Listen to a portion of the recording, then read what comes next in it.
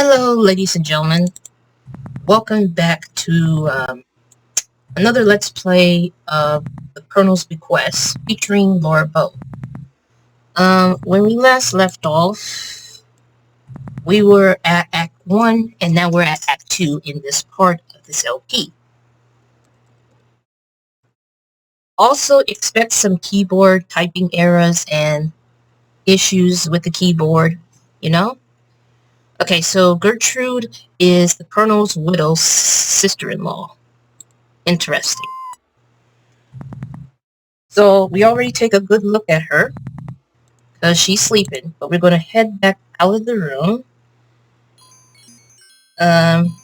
There's something on the floor here. So we're going to say get hanky, which is a handkerchief. Then we're going to go back to this room. And as you notice, Gertrude is gone. And Laura smells a cigar smoke. So we're going to... So here's what we're going to do. We're going to look at room. Did something happen here? Did something happen in here? A small table is lying on its side near a wide open window. Is that cigar smoke you smell? And we're also going to type in window.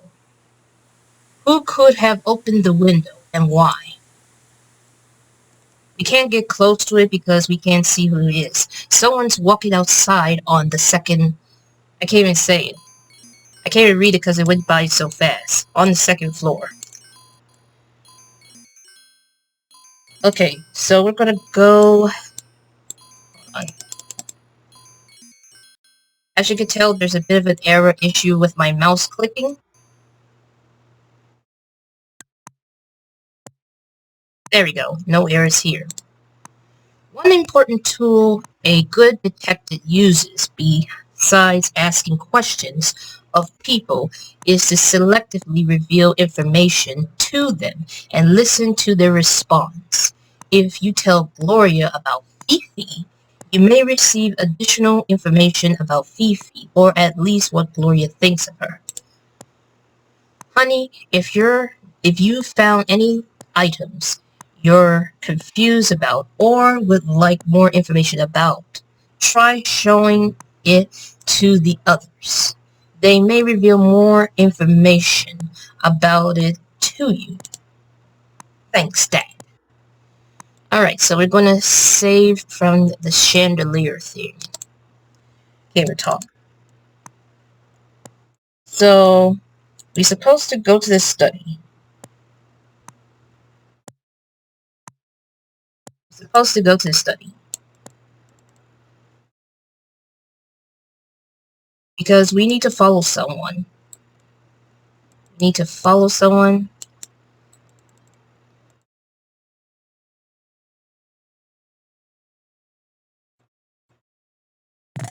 There we go.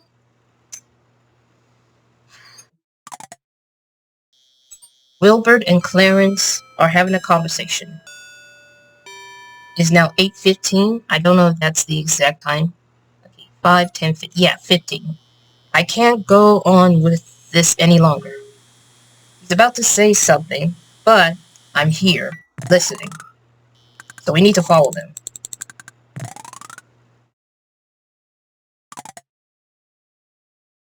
And they say no privacy there. No privacy there. Come on, let's go to the dining room. And that's where you have to, that's where you have to at least use the secret passage. This is a very important note. So we're going to move mirror.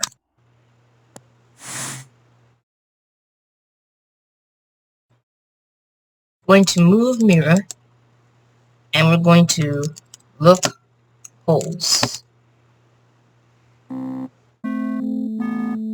We end up learning that Clarence and Wilbur took 100 grand from Henry, which is the colonel, to spend on a race horse which broke its leg. Wilbur is tempted to fess up Henry, but Clarence claims he can get the money back,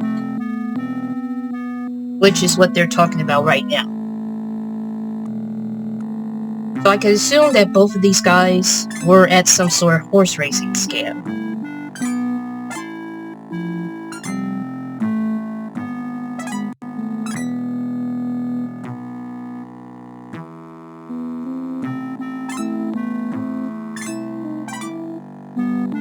You know what I think I should do? In the last video, I ended up typing a certain button that requires for me to record and to stop recording at the same time. So what I'm going to do is that I'm going to bring up the save box. I'm going to bring up the save box whenever I'm about to stop recording, and then it will help me to, Then I'll press the escape button to continue on with this game. That's something that I didn't do in the last part of this LP. But hey, sometimes you forget the important things. Anyways, let's go ahead and head to the kitchen, because this is a very elegant dining room. It looks like the Colonel has some class after all. Yes, he did.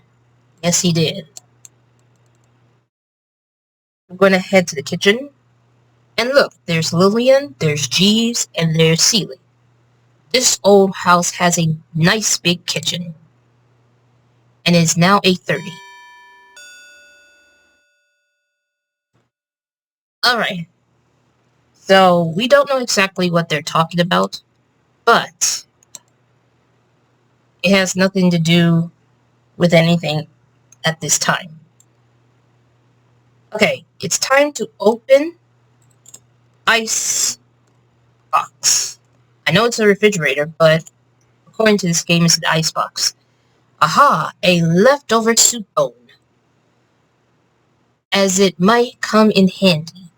You grab it and take it with you. So you're probably wondering, what is the purpose of that? Well, we gotta go outside right over here. Trying to open the door. Come on. There we go. The door is open. The door is open. You are standing at the northeast corner of the house, right outside the kitchen.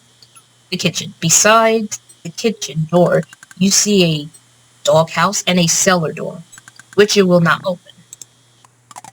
Jeeves will ask the dog, the guard or whatever his name is, to get his food.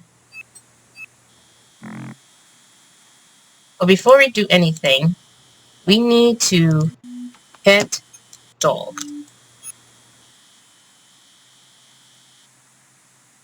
As you can tell, Laura can pet the dog. And we're going to give dog bone.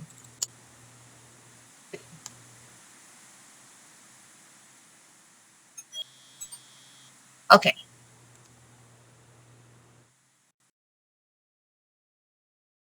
Alright, sorry about that. We're going to cancel the save, and we're going to look into dog house. You peer into the dark interior of the doghouse and look around. What's this? Why, it looks like a necklace of small amethyst, which is a purple color, and quartz stones. Beauregard must have found it someplace and brought it here. You quickly grabbed it and take it with you. So, we're going to go back to the kitchen and give the necklace to Seeley, because it's her necklace. How do I know? Well, let's find out. Hold on. Give necklace to Seeley. My necklace! I was wondering where it got to. Well, Missy Laura, Thank you. And now you and Celie are good friends. Let's see. Kitchen. Let's see. What am I looking for? I don't know. We need to go to the secret passage to figure out what's going on with dear lovely Gloria. But first, we're going to have to save it into act, just in case if I messed up something or if I missed something. Come on. So I think the secret passage that we need to go to is here. Move clock.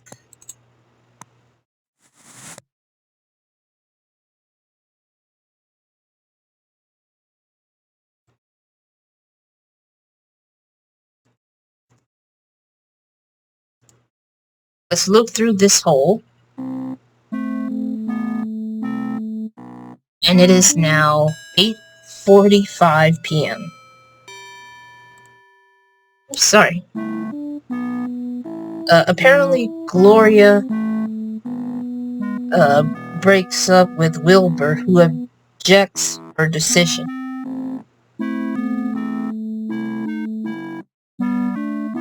Well, it's not Wilbur, but it's technically Clarence, because Wilbur is in the other room.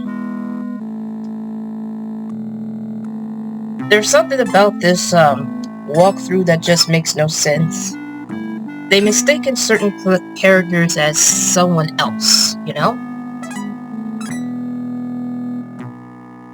So basically, what this walkthrough or this info is trying to say is that Gloria is breaking up with Clarence, who objects her decision. Yeah, well, I have to think about this.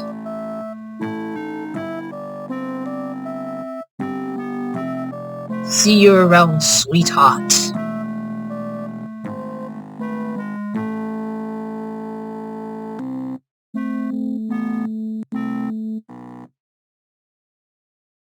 So it looks like we need to go to the billiard room.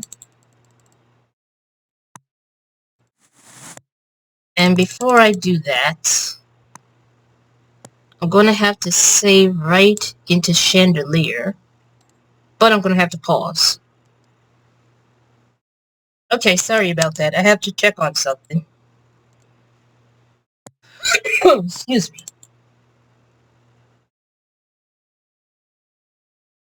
Okay.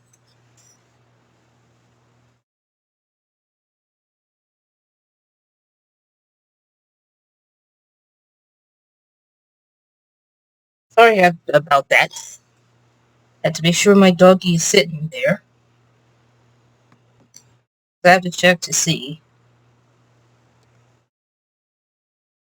So you have found the Colonel's billiard room. Funny, he doesn't seem to be the kind of guy who would enjoy playing billiards. Listening to records on Victorial or the player piano. Okay. So what we're planning to do is that we're planning to go outside. Because something is wrong. And I'm trying to get past... Thank you. Oh my goodness. There we go. Oh, the horror. Oh dear. It looks as if Gertrude accidentally fallen from her upstairs window and ended herself, or was it an accident? I believe there's no accident. So we're going to search the body. You quickly examine Gertie's body and see that she died from a broken neck. Yikes. You can see no clues as to what might have happened.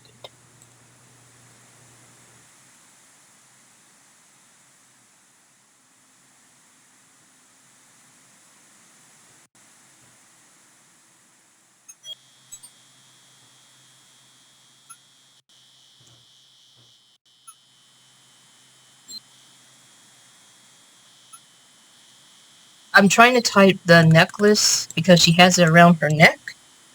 But unfortunately, that's not going to happen. So anyways, we gotta tell the lady of the hour. And by that I meant we gotta tell Miss Gloria about Gertie. She'll be like, Mother, oh no, it can't be. She's going outside to check. Now, pay attention, folks. This is the part that's ridiculous.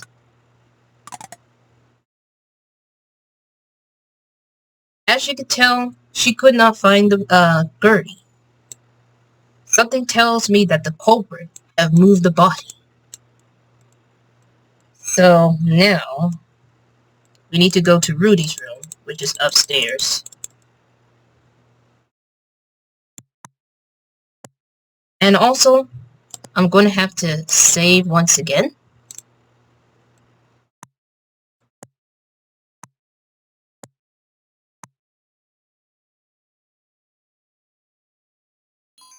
We'll get to the death scenes in just a moment. Well, not just a moment. We'll get to the death scenes in about once I finish playing this game.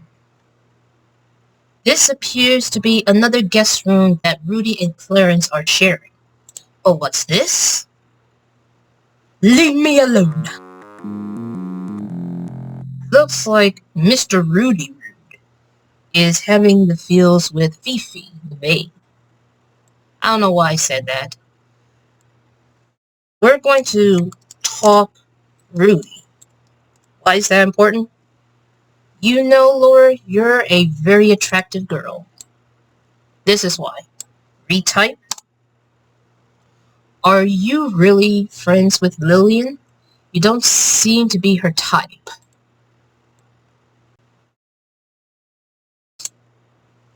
Come on over here, relax, have a drink. And she's like, no way, buddy. You find out what kind of character he is. Don't be afraid of me. I don't bite. This might be a good time to leave. Yes, let's leave. My goodness. Then we need to go to Henry's room. We need to go to Henry's room. Oh, but first, I gotta stop recording. Alright, I stopped recording because I'm almost closer to the 10-minute mark, because I have not upgraded Bandicam. As you can tell, the Colonel is no longer here, and so is his wheelchair. So we're going to go near the fireplace, and we're going to technically look into Cannon. You see a tarnished brass key hidden inside the barrel of the cannon. So we need to get key. You remove the key from the barrel of the cannon and take it with you.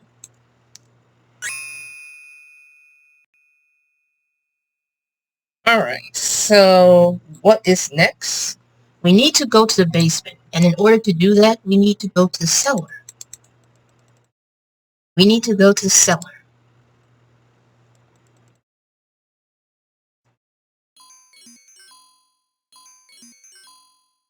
So let's go ahead and head downstairs. And we're going to say right into the chandelier part. Going to continue to walk.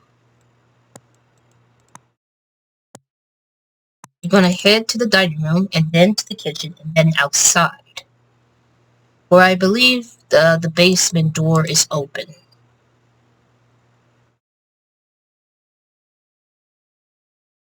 Right now, Celia and Lillian are still there.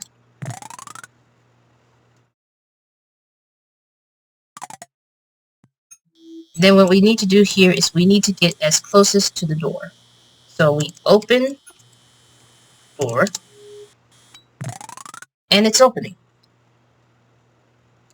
This must be the butler's room. Actually, it's not too bad considering it's downstairs in the cellar. Oh my goodness. I think we already took a look at the butler, but yeah. It appears that he is sleeping. So let's get... That's not how you spell it. Get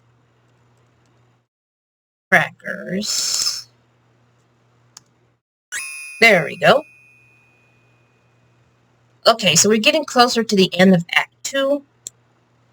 And what we need to do, we need to give the crackers to the parrot.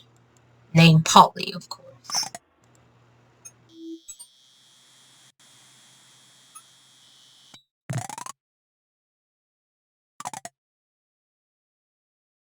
Ain't no attention, ladies. I'm just wandering around.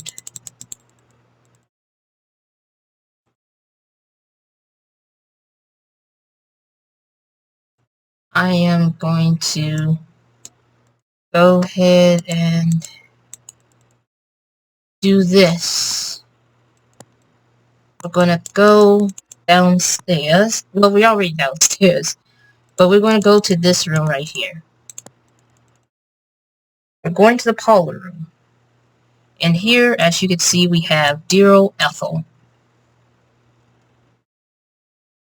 We have dear old Ethel.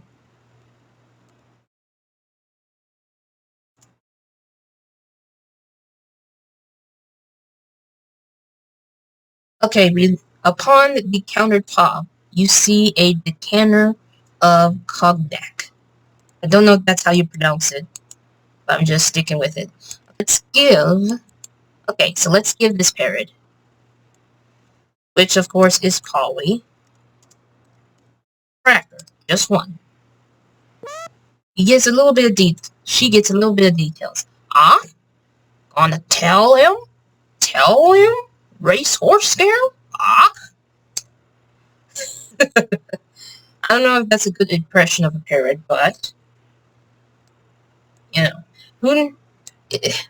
I have no words right now. I have no words.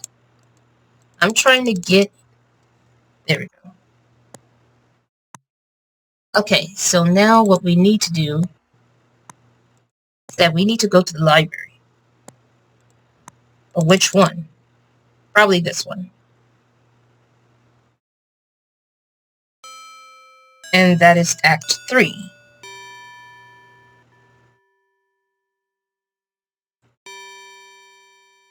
And you see someone is outside, and we have Wilbur. And that's where we save here. So I want to thank you all for watching this second act of this game. That is part 2 of it, so stay tuned for part 3. As always, stay safe, stay healthy, be kind to others, and have a blissful, wonderful day.